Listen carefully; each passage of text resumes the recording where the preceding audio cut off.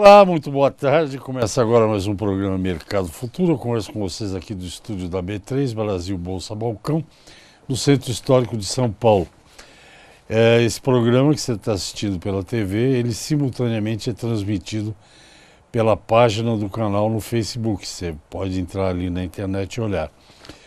E depois de alguns dias, esse programa fica disponível, essa entrevista, no YouTube, numa página que chama-se Programa Mercado Futuro. E lá fica. Todos os programas que eu fiz este ano estão nessa página. Você pode ver, rever, conferir, enfim. Bem, eu já tive um amigo economista que dizia que um dia eu reclamei para ele, ele falou que ele não estava ali para explicar, estava ali para confundir.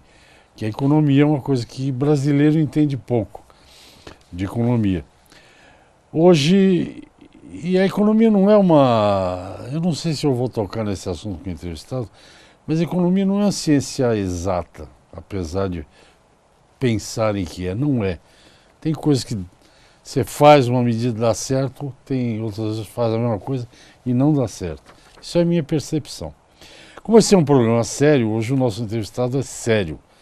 Eu vou conversar sobre economia brasileira e, quiçá, mundial, com o economista Roberto Luiz Stroster, que se denomina Roberto, o Homem Certo. Muito boa tarde. Boa tarde. O Homem Certo. O Homem Certo. Bom, primeira coisa, quer dizer, ciência 100% exata não existe nada. Quer dizer, medicina, às vezes você dá um remédio, cura, outras vezes fica pior. Pode escolher a ciência, quer dizer, você sempre tem alguma coisa. Eu sempre falo que economia, os economistas são a inveja dos engenheiros. Porque você, como economista, você analisa uma realidade que está mudando. É como se você tivesse que fazer o mapa de uma cidade, mas a cidade está mudando rapidamente. Então, entender, o mais difícil para um economista, entender como que essa realidade está mudando e para onde está indo e qual efeito cada uma das medidas teria sobre a realidade.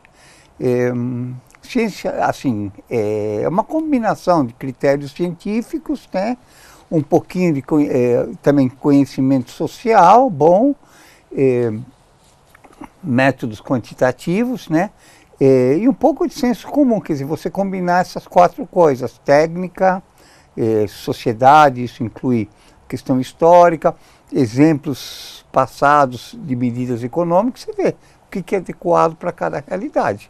A mesma coisa, assim, fazendo um paralelo com o campo, né? Se você planta semente na época errada, não acontece nada. Quer dizer, a mesma semente você tem que plantar na hora certa, do jeito certo, com o fertilizante certo. Então, eu não diria que economia também vale tudo, né? Quer dizer, tem alguns economistas que acertam mais, outros que acertam menos, mas acho que na média, boa teoria econômica, aliado com boa prática econômica, produz bons resultados. Um número que eu gosto de usar muito é que há 30 anos o PIB da China era menor que o brasileiro. Hoje o PIB da China é 7 vezes maior que o brasileiro. Aí duas coisas, não tem nada que a China não tenha, que o Brasil não tenha melhor, primeiro. Segunda coisa, a China até tem uma desvantagem, muitas das coisas que eles usam para produzir lá, eles importam daqui. Quer dizer, ferro vai daqui, tem que atravessar todo o Pacífico para chegar lá, soja vai daqui para alimentar os chineses, quer dizer... E a grande diferença dos dois países, a única diferença importante, é política econômica. Lá eles perguntam o que a gente tem que fazer para crescer. Como é que a gente vai fazer para aumentar a inclusão social? E essa pergunta não é feita aqui. Não, vamos mudar isso? Espera, a pergunta é começar. O que a gente tem que fazer? Como é que a gente vai chegar lá? Não, isso é direito adquirido, isso é isso. Você não quer mudar, o resultado a gente tem aqui. Eu pensei que você ia dizer que a diferença era, entre o Brasil e China, era Xi Jinping com Michel Temer. Eu achei que era essa a diferença. Mas sobre a ciência, só para levar no começo da conversa, teve um cidadão que foi paraninfo de uma turma de médicos e ele era agrônomo. E aí ele quis aquela coisa que todos os palestrantes, eu pelo menos tento fazer isso, você acho que tenta também. No início de um discurso, tenta fazer uma gracinha e tal, para dar aquela icebreaker, né, que chama, quebrar o gelo, né? E ele lá, um agrônomo, no formandos de medicina.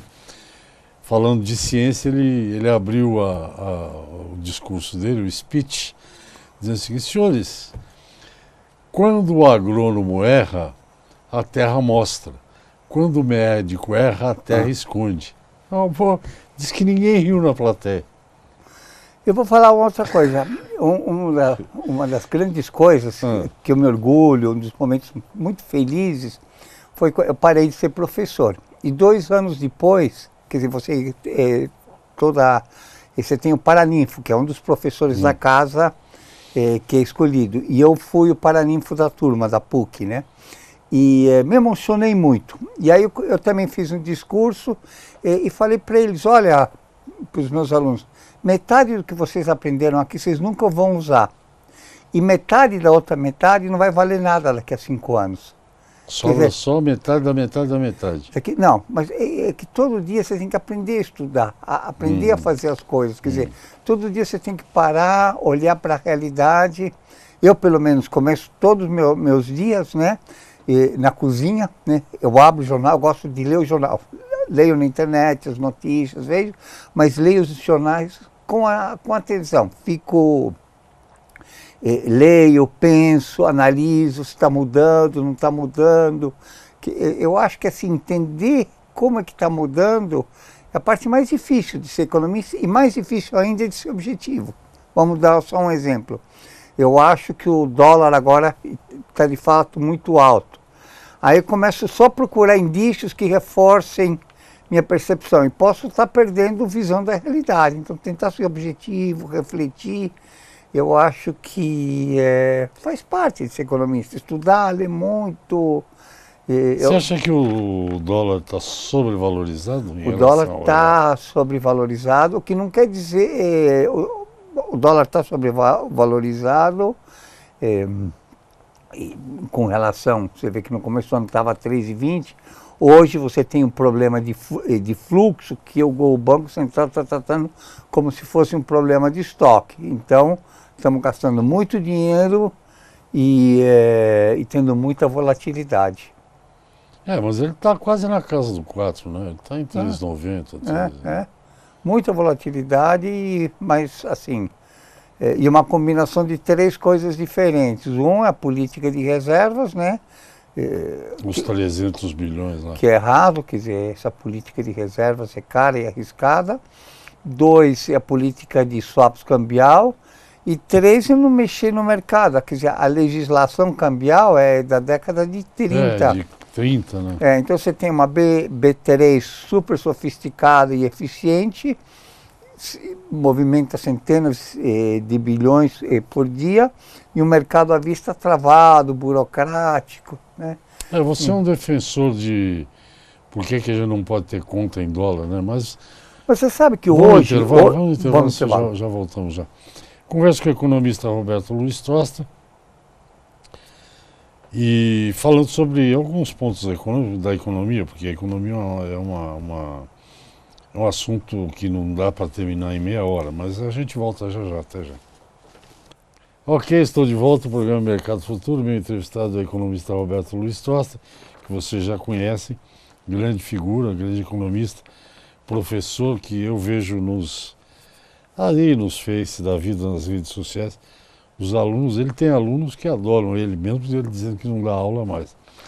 Bem, conforme estamos comentando aqui no intervalo, você disse que aqui a B3 tem um sistema sofisticadíssimo de dólar futuro, negociação de moeda americana. O mercado físico nosso é da década de 30, do século passado. E ao mesmo tempo você falou que a política de swap é troca, tá? Para cambial, você troca uma coisa por outra, né? Swap cambial, imagina que troca dólar por real por dólar. Que a política de swap cambial é errada. Não tem uma contradição nisso tudo aí? Tem, então eu vou explicar por partes. Primeiro, eu vou voltar 200 anos no tempo. como é que os mercados se ajustam? Tinha uma discussão muito grande, né? E um economista que mostrando como é que os mercados determinam os preços, né? Esse economista chamava Davi Ricardo, e ele explicava que assim, quando, por exemplo, a bolsa subiu 15%, caiu 12%, sei lá o quê, não é que todas as ações caíram de preço, nem todas as ações subiram de preço. É que as últimas ações são negociadas a esse preço, né? Isso que faz o preço subir ou descer. Quer dizer, então, vamos supor, você tem um bom exemplo disso, tomate na feira, no fim de feira, né? Se tem pouco tomate, o preço dispara. Se tem muito tomate, o preço despenca. Mas não quer dizer que todos os tomates são vendidos a esse preço. Então, isso acontece no mercado cambial brasileiro, que são os últimos que são comprados ou vendidos. Então, ter isso presente. Isso acontece no mercado de dólar, que são os últimos contratos de dólar que estão, as últimas compras e vendas de dólar que fazem o preço do dólar. Qual que seria a prescrição? Só para entender, quer dizer, hoje, por exemplo, o dólar, digamos, começou o dia sendo negociado, vamos falar, tanto faz compra ou venda, 3,80, digamos. Mas chega lá o último negócio às 5h30 da tarde, 3,95, esse é o preço do dólar do dia. Esse não é o 3,80. Esse é o preço de fechamento do dia, mas imagina ao longo do dia, tem uma hora que alguém precisa comprar dólar e ninguém está querendo, sobe. Aí tem alguém que precisa vender a qualquer preço, aí despenca. Quer dizer, isso acontece porque o mercado é muito estreito. O que seria uma política cambial interessante? O Banco Central pôr um patamar e começar, se caiu mais de 1%, começa a injetar dólar. Se começa a subir muito, começa a vender dólar. Quer dizer, começa a estabilizar o preço. Um dos papéis do Banco Central é estabilizar o preço. O que o Banco Central faz? Em vez de fazer isso e usar as reservas para isso que tem reserva, né? As reservas estão em 380 bi há 5 anos, ou 6 anos. O que ele devia fazer? Comprar e vender dólar na hora para evitar o preço final. O que ele faz? Ele faz hedge cambial no mercado futuro. Não é o futuro que faz toda a diferença, é a vista que está fazendo. Então, ele está atuando na ponta errada do mercado. Se eu quisesse, na feira, fazer que o preço do tomate se estabilizasse, eu vejo que está faltando tomate, põe o tomate. Está sobrando tomate, compro o tomate, para o preço ficar naquele jeito. Não começo dando hedge na BMF de... Tomate o mês que vem. Tomate o mês que vem, que é o que o Banco Central faz, né? Entendi agora. Ele não está operando onde você disse que está o problema, que é no físico. Uma questão, mudando de conversa, como diz minha sogra, mudando de pato a ganso, né? Eu nunca entendi... A mãe da Roberta. É isso. Eu nunca entendi direito o que quer dizer que, por exemplo, tem a história que o PIB em 2018, estimativa de muitos analistas, ia crescer 3%, o governo inclusive.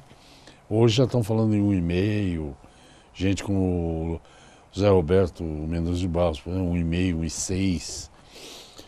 Eu queria entender o que é o crescimento do PIB baseado no consumo. O que é exatamente isso?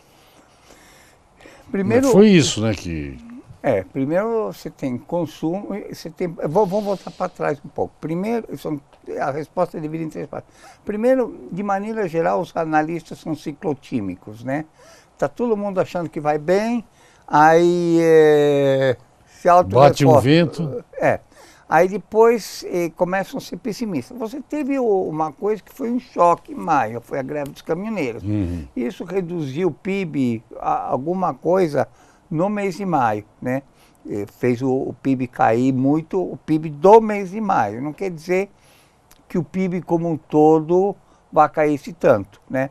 Mas o que acontece? Os economistas, a maioria dos modelos de projeção, usam o retrovisor, vê como é que está caindo. Está caindo, então vamos projetar isso para frente. Fazem isso com câmbio, fazem isso com... Então, um pouco, por isso você tem uma depressão ou um viés baixista. Mas vai crescer acima de 2 com certeza. Você tem alguns problemas estruturais, mas você tem algumas vantagens boas. Então, estão sendo super pessimistas. Você vê que as projeções estavam caindo, caíram para 0,7 na semana passada, 0,3 nessa, possivelmente um pouco, aí já vão começar de volta. Isso são ciclotímicos, não adianta, né? Mesmo com dólar, você vê que as projeções subiram. Mesmo os economistas é tipo efeito manada? Tem muito, não sei se é feito manada, mas alguma coisa parecida, né? Feito muitas referências uns nos outros, um pouco. Keynes, que é um dos economistas mais famosos da história, falava que errar junto com os outros é mais bem aceito do que acertar sozinho, né? Todo mundo errou, ninguém acha você coisa, mas se você acerta sozinho... você vai tomar burdoada. Então... Essa é boa, errar em conjunto é menos... menos doloroso. Todo mundo falou, quer dizer, você não é pior que os outros, né? Tá certo. Então, por isso que o... Quer dizer que então a economia, o PIB, ele caiu em maio, óbvio, que faltava até coisa na feira, por causa da greve do caminhoneiro, não é? É verdade. E aí depois junho, julho, começou já a melhorar um pouquinho. Na ponta, essa é a tua visão. Essa é a minha visão. E é razoável que seja assim, né? Não é razoável. Eu tento, aquilo que eu falei no bloco anterior, ser o mais objetivo possível, né? Então, Você falou um negócio muito... Eu nem queria não tocar respondi ali. a pergunta. A segunda coisa de consumo é uma visão um pouquinho anacrônica da economia. Também, na década de 30, você tinha um problema de falta de consumo. Não é o problema, quer dizer, o problema mudou. E tem gente que ainda acha que aumentando o consumo vai crescer, só isso vai fazer porque se incentiva o consumo, incentiva a produção. Não é mais assim, mudou. Os problemas são outros. A sofisticação da economia é outra. Respondeu? Eu tenho lido muito por aí, Troster, que você vai dizer que é coisa dos pessimistas. Eu também acho que é um pouco de pessimismo aí, dizer que o Brasil está se desindustrializando. Isso é uma verdade na sua É uma opinião? verdade. Você tinha que a indústria perder mais ou menos, números redondos, 30% do PIB industrial caiu na indústria. Isso é uma coisa muito ruim, porque tem externalidades, efeitos no emprego, no setor de serviços, quer dizer, é ruim para o país ter menos indústria e algo que, se a gente vai procurar a causa, é a política industrial dos industriais. A visão que eles têm da indústria é uma visão obsoleta. Eu vou dar só um exemplo, né? E um número. Sabe aquele selinho que tinha em cima do vinho? Do vinho importado? Isso foi feito pelos produtores nacionais para fazer a vida mais difícil dos estrangeiros. Os produtores nacionais falaram, não, nós temos que evitar que os vinhos estrangeiros desloquem os nossos das gôndolas dos supermercados. Mentalidade de titica, quer dizer, em vez de se proteger do mercado de 200 milhões de consumidores, olha, existe um mercado de 7 bilhões de consumidores no mundo inteiro. Quer dizer, o mercado é 35 vezes maior. Então, o que você tem que fazer? Falar, não, vamos juntar com a Argentina e vamos juntos exportar para o mundo inteiro, ocupar as gôndolas dos outros países. Então, aqui tem ainda essa visão protecionista. O crédito está caro, o que eles fazem? Ah, não, arruma um BNDES e o resto que se lixe, né? Então, se você não mudar a mentalidade deles, isso é uma coisa. A segunda coisa é a dificuldade de fazer negócios no Brasil. Hoje... Já você fala, tem que chamar um intervalo. Converso com o Roberto Luiz Troster, economista, falando de alguns pontos da economia brasileira. Nós voltamos rapidinho, até já. Tem gente que Olá, estamos de volta ao programa Mercado. Para o banco. Agora quem fala sou eu. Aqui tem uma ordem, tem uma certa ordem. Aqui, eu lembro que eu falei que o problema é sério, a gente só ri no intervalo. O senhor estava falando da obsolescência da visão industrial brasileira. Aproveito e você vai retomar essa conversa Você, por exemplo, eu acho uma coisa completamente... Isso eu acho obsoleto, mas tem gente que defende com unhas e dentes. Essa rota 2030 dá subsídio para montadoras de carro, se você quiser, você comenta também, mas vamos lá. Olha, eu acho que a gente tem que focar no que é importante. No caso específico, a dificuldade de tocar negócios no Brasil é muito Você grande. estava dizendo isso. Você sabe que tem um ranking de facilidade de fazer negócio que é feito tanto pelo Fórum Econômico Mundial, em Davos, como pelo Banco Mundial, e mostra que o Brasil é o segundo país mais difícil da América do Sul, só perde para a Venezuela. Em burocracia, em complicação, imposto, alíquotas, quer dizer. Então é muito difícil produzir no Brasil. Então o que acontece? As indústrias de baixo valor agregado e custo de transporte alto, como cimento, esse tipo de coisa, continua viável. O resto cada vez mais está se deslocando. Hoje, isso é manchete da Folha, 7 em cada 10 novas empresas no Paraguai são feitas por brasileiros. Uhum. Não faz sentido isso. Quer dizer, eles geram emprego no Paraguai, geram renda lá, geram divisas para o Paraguai e aqui você produz lá para vender para cá. Tem um outro exemplo, você vê como, que eu acho que é emblemático. Eu fui dar uma palestra em Foz do Iguaçu, aí fui conversando com a menina do lado, ela fazia medicina no Paraguai, estudava medicina lá. Professores ganham dinheiro lá, moram lá, gastam lá, etc. Os alunos pegam renda daqui para estudar lá. Ela me falou que 98% dos alunos são brasileiros lá. E aqui, o que o presidente fez? Fechou as faculdades, proibiu abrir novas faculdades de medicina por 5 anos. Óbvio, o resultado dessa política é mais do que prático. Em vez de você pôr um exame que nem a OAB faz para todos os médicos, e obrigatório, o que faz? Barra a entrada de novas faculdades, fica o setor fechado, a tendência de qualquer setor assim é cair a qualidade. Você sabe que o Brasil tem algumas coisas, nessa área de educação, as coisas gravíssimas. O Brasil é o país do mundo que mais faculdade de medicina veterinária tem. Os Estados Unidos tem 3, 4, aqui tem 400. E o ensino é muito ruim, talvez seja um outro viés aí que você não está abordando. Faz um exame, pode ter 500 ou 5, um exame. Você passou, você é bom. Para ser jornalista, você pode fazer 800 faculdades. Faz um exame, vê que requisitos um jornalista tem que ter, exame igual para todo mundo. Mas devia fazer para economia, eu acho que isso seria essencial. Economista, qualquer um pode falar que é economista. Não, faz um exame, fez, passou, não fez, não passou, está fora. Isso para a OAB, você pode se formar de bacharel quantas vezes você quiser, qualquer faculdade. Mas você tem que fazer um exame sério. Tem 2 fases, uma fase de teoria, que você tem um gabarito, depois uma outra fase em que você tem que responder a questões específicas para ver efetivamente cidadão. Você nunca vai cair na mão de um advogado muito ruim. Esse negócio de meta de inflação, a inflação abaixo da meta, isso é uma boa notícia para nós que vivemos de salário? É muito boa, quer dizer, quanto mais baixa for a inflação, menor vai ser a incerteza sobre o desenvolvimento de preços.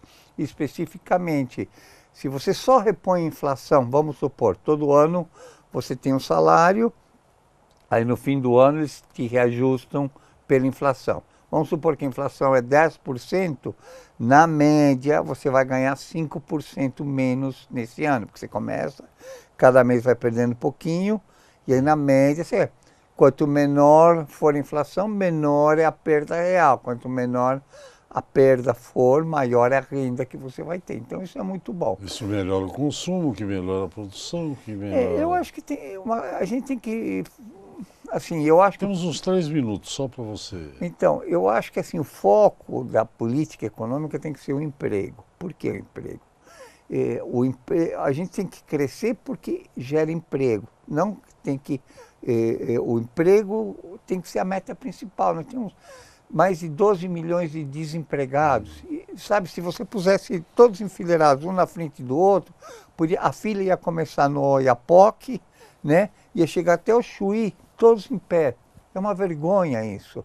Eu não sei se alguém já passou pela sensação de estar desempregado. É terrível. Eu sei que não pode fazer distinção de gênero, mas normalmente nesse sentido é pior para homem que para mulher. Porque mulher geralmente tem mais interesses, são pessoas mais um pouco na família, um pouco na saúde, um pouco no trabalho. O homem às vezes é muito obstinado, tem que se provar muito como profissional. Desempregado, a dor que faz. A autoestima vai para o lixo. Vai né? para o lixo. Então eu acho que esse devia ser o foco da política econômica, não o consumo, o emprego. Tem mais emprego, essas pessoas produzem mais e você começa a fazer um círculo virtuoso. Mais emprego, mais produção, mais consumo. Mas pensar o consumo, se não for sustentável, não adianta nada. Você consome um pouco agora e você tem um buraco lá na frente, né? Não, eu fico imaginando, não sei porquê, eu não sei o que você está fazendo hoje, além das consultorias e tal, mas às vezes eu falo assim, nossa, mas eu já estou há tanto tempo fazendo entrevista e tal, e se eu parar, cara, passo até mal se eu pensar em parar de trabalhar. Eu também vou passar mal se você parar de trabalhar. Eu gosto muito. Não, e dos se seus você programas. pensa em parar de trabalhar? Não, eu acho que essa ideia, assim, primeiro eu gosto muito do que eu faço. Eu também. Segundo, tem um amigo meu que ele foi uma vez dar uma palestra e ia perguntar no trabalho, da minha idade, depois nenhum. Só faço o que eu gosto, né? E eu acho que essa é uma visão um pouquinho, sei lá, antiquada, essa que se aposentar jovem. Eu acho gostoso trabalhar, quer dizer, e eu acho que profissões como a minha, como a tua, quanto mais velho a gente fica, melhor a gente fica. Concordo integralmente com você. Nosso tempo acabou. Perfeito. Muito obrigado, Roberto. Obrigado, É sempre Antônio. um prazer. Para mim também. Espero que 2018 e 2022, que o seu time em 2022 tenha um desempenho melhor. Vai ter, com certeza. E 2022 vai ser o ano que a Argentina vai ganhar. Pode Catar. anotar. No Catar. Entrou mais um para o grupo da Argentina e do Uruguai, né? Entrou a Alemanha agora, bicampeã. Escuta, é o melhor time é a Argentina. Se ganhou ou não, isso é outras Não coisas. tem importância. Não, tem importância, é melhor ganhar, mas continuo achando o Messi o melhor do mundo. Então, a Argentina tem, nós temos a nossa piada mundial, né? Quer dizer, estamos Qual que é bem. a piada mundial? Ué, o Ah, vergonha. Neymar virou piada mundial, né? Com essa enrolação que... Mas a Argentina, por exemplo, ganhou todas as Copas que organizou em casa, sabia? Ah, mas eu sabia. Então, essa tá ótima. Obrigado, até a próxima. Tá bom. Gente, até amanhã. Amanhã tem mais Mercado Futuro. Tchau.